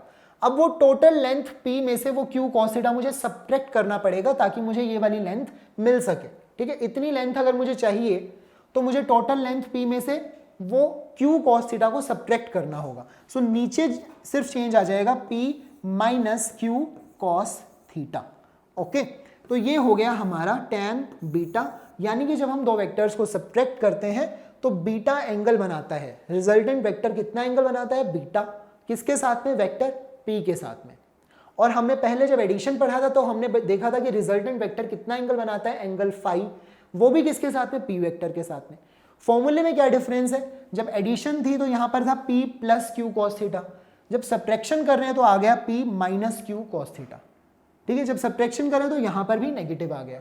तो सिर्फ इतना सा डिफरेंस है वेक्टर एडिशन और सब्ट्रैक्शन के फॉर्मूलाज में। ठीक है, एक यहां नेगेटिव आएगा, एक यहां नेगेटिव आ जाएगा। और ये आपको ध्यान देना है कि ये एंगल किसके साथ बन रहा है, कौन से वेक्टर के साथ बन रहा है। Okay, so this was vector subtraction. अब हम बात कर लेते हैं स्पेशल केसेस के बारे में। स्पेशल केसेस में थीटा 0, थीटा 180 और थीटा 90 डिग्री हमें डिस्कस करना है। तो एक बार मैं यहाँ पर फॉर्मूला लिख देता हूँ। सब्ट्रैक्शन में रिजल्टेंट वेक्टर का फॉर्मूला है P square plus Q square minus 2pq cos of theta, ठीक है। और जो टेंजेंट बीटा हमें मिला, टैन बीटा, वो क्या मिला, q sine theta divided by p minus q cos theta, ठीक है। ये फॉर्मूले हमारे पास है। सब्ट्रैक्शन के लिए हम स्पेशल केसेस कर रहे हैं दोबारा से एक बार। तो देखिए जब थीटा 0 है, यानी कि आप दो वेक्टर्स को सब्ट्रैक्ट कर रहे हो और थीटा 0 का मतलब सेम डायरेक्शन वाले वेक्टर्स को। तो ये एक वेक्टर है, ठीक है, और ये दूसरा वेक्टर है। This is vector p and this is vector q। आप इन दोनों को सब्ट्रैक्ट कर रहे हैं तो ये क्या बन जाएगा, किसके इक्विवेलेंट होगा, इस वेक्टर में से आपको सब्ट्रैक्ट करना है। तो ये कुछ कम रह जाएगा मैग्नीट्यूड में, कितना होगा, p vector minus q vector, ठीक है। वैसे भी सेम डायरेक्शन में, तो आपको इसकी लेंथ में से ये लेंथ सब्ट्रैक्ट कर देनी चाहिए डायरेक्टली, p माइनस q हमारा रिजल्ट आना चाहिए। यहां से देखते हैं फॉर्मूले से r क्या बनेगा, सीधी सी बात है, P square plus Q square cos 0 पर कितना होता है, 1 के इक्वल होता है, ठीक है। तो ये 1 हो गया, बचेगा क्या, माइनस 2pq, ओके। तो दैट मीन्स ये हो गया p माइनस q का होल स्क्वायर। तो final result will be p minus q, okay, क्योंकि ये p माइनस q का होल स्क्वायर होगा, स्क्वायर से स्क्वायर रूट कैंसिल हो जाता है, ओके। और फिर हमें क्या चाहिए होता है, रिजल्टेंट जो है वो कितना एंगल बना रहा है हमारे p वेक्टर के साथ, ओके। तो अभी जो पिक्चर बनाई गई है उसमें तो हमें पता है 0 डिग्री बन रहा है, लेकिन अगर ये q वेक्टर कहीं ज्यादा होता मैग्नीट्यूड में तो ये रिजल्टेंट को अपनी तरफ ले जाता, यानी कि 180 डिग्री का एंगल। सो यहाँ पर जब हम बीटा कैलकुलेट करेंगे, टैन बीटा, तो किसके इक्वल आएगा, 0 के इक्वल आएगा। लेकिन इसका मतलब ये कि बीटा 0 डिग्री भी हो सकता है और बीटा 180 डिग्री भी हो सकता है, यानी कि जो रिजल्टेंट वेक्टर है वो इस डायरेक्शन में भी हो सकता है और इसके 180 डिग्री चले जाओ उधर भी हो सकता है। किस पर डिपेंड करेगा, 0 तब होगा जब p ग्रेटर देन q है और 180 तब होगा जब p लेस देन q होगा, ओके। फिर बात कर लेते हैं 180 डिग्री के लिए। 180 डिग्री का मीनिंग ये है कि एक वेक्टर है p इस डायरेक्शन में और दूसरा वेक्टर q उसके ऑपोजिट डायरेक्शन में है, लेकिन मुझे इस वेक्टर में से ये वेक्टर सब्ट्रैक्ट करना है। तो मैं क्या करता हूं, सब्ट्रैक्ट करने के लिए इसका जो नेगेटिव वेक्टर है वो ऐड कर देता हूं। अब इस वेक्टर का नेगेटिव देखो, इसका क्या बनेगा डायग्राम, ये होगा p वेक्टर और मैं इसमें क्या करूंगा, यहां पर तो मुझे सब्ट्रैक्ट करने हैं, तो मैं इस माइनस q वेक्टर को क्या करूंगा, माइनस q करने का मतलब इसका डायरेक्शन को रिप्लेस कर देता हूं, यानी कि ये बन जाएगा, ठीक है। ये हो गया अब q वेक्टर का नेगेटिव। अब आपको बस दोनों वेक्टर्स को क्या कर देना है, ऐड कर देना है। बेसिकली दोनों वेक्टर्स ऐड हो जाएंगे, p प्लस q यहां पर हो जाना चाहिए, ठीक। अब ये फॉर्मूले से हम मैच करते हैं, r is equal to cos 180 degree पर होता है -1, तो वो देखो माइनस इस माइनस को प्लस बना देगा और ये क्या बन जाएगा, p प्लस क्यू का होल स्क्वायर बन जाएगा। So resultant will be p plus Q, अगर आप फॉर्मूला लगाकर देखेंगे तब भी। और रिजल्टेंट किस डायरेक्शन में आएगा, ऑब्वियसली रिजल्टेंट सेम डायरेक्शन में ही होगा, ओके।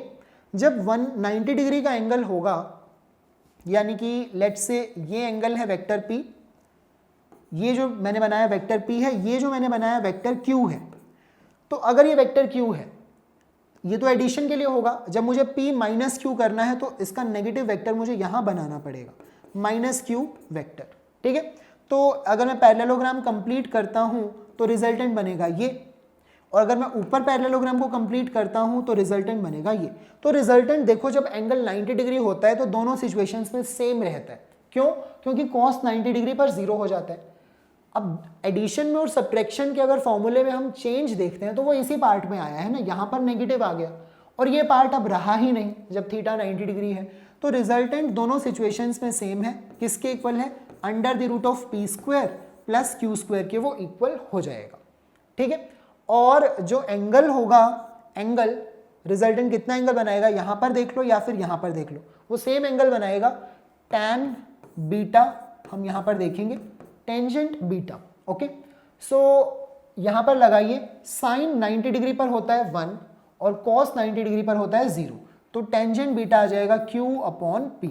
तो एंगल भी देखो सेम बनेगा, चाहे वेक्टर एडिशन कर रहे हैं चाहे वेक्टर सब्ट्रैक्शन कर रहे हैं, दोनों वेक्टर्स के बीच में अगर एंगल 90 डिग्री है तो रिजल्टेंट का मैग्नीट्यूड भी सेम है, रिजल्टेंट की डायरेक्शन सेम नहीं है, देखो यहाँ पर रिजल्टेंट इस डायरेक्शन में है, लेकिन जो वो एंगल बना रहा है वो सेम है, ठीक है। ये एंगल है एंटी क्लॉकवाइज डायरेक्शन में, और जब सब्ट्रैक्शन हुई तो रिजल्टेंट बना ये एंगल है क्लॉकवाइज डायरेक्शन में, ठीक है। तो सिर्फ इतना सा डिफरेंस है, डायरेक्शन अलग अलग है but angle is same, okay, magnitude wise. तो ये हो गया वेक्टर सब्ट्रैक्शन के स्पेशल केसेस। और अब हम डिस्कस करेंगे when vectors are equal in magnitude. अगर दो वेक्टर्स, ये है वेक्टर p, ये है वेक्टर q, ठीक है, मैं ये कह रहा हूं कि दोनों का मैग्नीट्यूड सेम है, यानी कि p is equal to q, और हमें निकालना है रिजल्टेंट वेक्टर, ठीक है। लेकिन रिजल्टेंट वेक्टर ये तो एडिशन में हो जाएगा, तो q वेक्टर का मुझे ऑपोजिट बनाना पड़ेगा, माइनस q वेक्टर। अब यहां पर देखिए हम क्या बनाएंगे, रिजल्टेंट कुछ ऐसा होगा, ठीक है। तो रिजल्टेंट क्या होना चाहिए, जब दोनों का मैग्नीट्यूड सेम है तो फॉर्मूला लगाएंगे p square plus q square minus 2pq cos theta, हमें ऐसा करना होता है, ठीक है। अब यहाँ पर q की जगह पर भी मैं p लिख सकता हूँ क्योंकि दोनों का मैग्नीट्यूड सेम है, तो यहाँ पर हो जाएगा p square plus p square minus 2p square cos theta, okay. तो ये बन जाएगा 2p स्क्वायर, यहाँ पर भी 2p स्क्वायर है, 2p स्क्वायर कॉमन आ जाएगा, ओके। ये 2p स्क्वायर और ये 2p स्क्वायर दोनों में से हमने कॉमन निकाला, बचेगा क्या 1 माइनस कॉस थीटा, ओके। ये क्या बच गया 1 माइनस कॉस थीटा। अब ये हमने वेक्टर एडिशन में भी किया था ऐसा हमने, ओके। यहां पर देखिए, यहां पर था 1 प्लस कॉस थीटा, तो उसको हमने लिखा था 2 कॉस स्क्वायर थीटा बाय 2, और अगर आएगा 1 माइनस कॉस थीटा, सो 1 माइनस कॉस थीटा, वहां पर 1 प्लस कॉस थीटा था, उसका फॉर्मूला क्या बना था 2 कॉस स्क्वायर थीटा बाय 2। यहां पर 1 माइनस कॉस थीटा को हम ट्रिग्नोमेट्री यूज करेंगे, बन जाएगा 2p स्क्वायर, ये बन जाएगा 2 sign square theta by 2, okay. 1 minus cos theta को हम लिख सकते हैं 2 साइन स्क्वायर थीटा बाय 2। तो बेसिकली देखो ये 2 2 जा 4, ये भी p स्क्वायर है और ये साइन स्क्वायर है, तो रिजल्टेंट जो है हमारा यहां पर क्या बन जाएगा सॉल्व करने पर, क्योंकि स्क्वायर रूट से सभी बाहर आ जाएंगे, बचेगा 2p और sine theta by 2, sign theta upon 2। तो ये रिजल्ट है आपका जब दो वेक्टर्स, जब दो इक्वल मैग्नीट्यूड वाले वेक्टर्स को हम सब्ट्रैक्ट कर रहे होंगे, ठीक है। जब दो इक्वल मैग्नीट्यूड वाले वेक्टर्स को सब्ट्रैक्ट करेंगे तो resultant will B 2p sine theta by 2।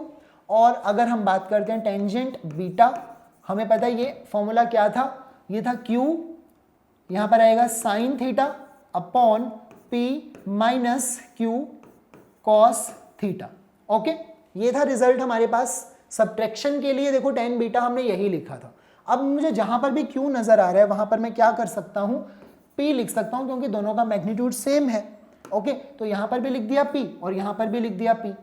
अब p से तो थ्रू आउट कैंसिल हो जाएगा, देखो नीचे से कॉमन आ जाएगा, तो बचेगा क्या साइन थीटा और नीचे बचेगा 1 माइनस कॉस थीटा, ऐसा कुछ रह जाएगा। अब हम क्या कर सकते हैं, साइन थीटा को हम लिख सकते हैं 2 sine theta by 2 multiplied by cos theta by 2, ऐसा हम पहले भी कर चुके हैं एक बार, ठीक है। और 1 माइनस कॉस थीटा जो है वो हमने यहाँ पर भी सब्स्टिट्यूशन की है 2 साइन स्क्वायर थीटा बाय 2, तो यहाँ पर लिख देता हूँ 2 साइन स्क्वायर थीटा अपॉन 2, सो 2 से 2 कैंसिल, साइन थीटा बाय 2 से ये भी कैंसिल हो जाएगा, cos theta by 2 upon sine theta by 2, ये क्या बन जाएगा कॉट, कॉस अपॉन साइन क्या होता है कोटेंजेंट हो जाता है, सो कॉट थीटा बाय 2 हम इसको लिख सकते हैं, किसे, टेंजेंट बीटा को, ओके। तो ये बन जाएगा रिजल्ट हमारे पास सब्ट्रैक्शन के लिए। सब्ट्रैक्शन के लिए हम डायरेक्टली ये नहीं कह सकते कि जो एंगल बीटा है वो थीटा बाय 2 के इक्वल हो जाएगा, नहीं। जब ऐड कर रहे हैं दो इक्वल मैग्नीट्यूड वाले वेक्टर्स को तो रिजल्टेंट वेक्टर बिल्कुल हाफ में बनेगा। सब्ट्रैक्शन में देखो वो एंगल हमारा बीटा कैसे आएगा, कोटेंजेंट थीटा बाय 2, ऐसे आप सॉल्व कर लेंगे। ऑलराइट, सो यहां पर हमने वेक्टर एडिशन और वेक्टर सब्ट्रैक्शन को फिनिश करते हैं। कल के लेक्चर में हम क्या करेंगे, सबसे इंपॉर्टेंट पार्ट जो वेक्टर मल्टीप्लिकेशन का है, ठीक है, और इसके अलावा वेक्टर्स को हम रिजॉल्व कैसे करते हैं, orthogonal components of a vector, ये हम देखेंगे नेक्स्ट लेक्चर में, और उसके साथ हमारी वेक्टर्स की रिवीजन हो जाएगी complete. So thank you for watching our videos.